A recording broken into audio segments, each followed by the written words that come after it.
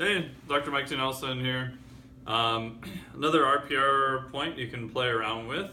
I got this from Cal Dietz this past weekend. So on the side of the hip, so he said this one in general is going to be a little bit more for pelvic floor stuff. All right, so we think about what's going on in the body. Obviously the side, the glute med between the ribs and the ASIS for moving in the frontal plane, right? So shifting left to right. The glute med is going to be obviously one of the main stabilizers. Of course, we've got adductors, and then we've got the sides here. I have noticed in people who don't do so well on that type of test, the tissue between their lower rib and the top part of their hip is really sensitive and really tight. So a couple places to work on.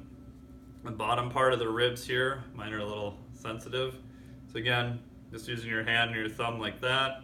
So right around that bottom part of the rib, in between the hip bone top part here, right in there, mine's a little sensitive.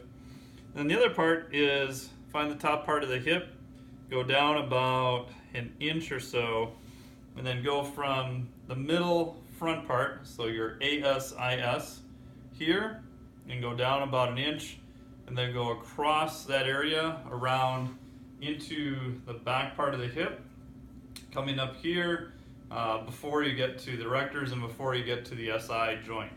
So that little band like that. So if you do kind of what they call a Peter Pan, so if you're to put your hands like this right on your hips and then shift that down about an inch or two, so that little band that's going across there. So you can do this on yourself like that. Sitting's usually going to be better. So you've got the IT band, you've got a bunch of stuff going across there.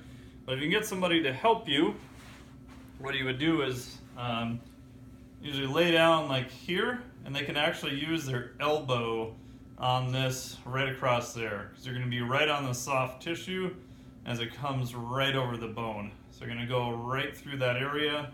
It can be rather intense to say the least, but I found that definitely can help with possibly some pelvic floor stuff, and then people who have kind of lost the ability to stabilize in the frontal plane. So check it out.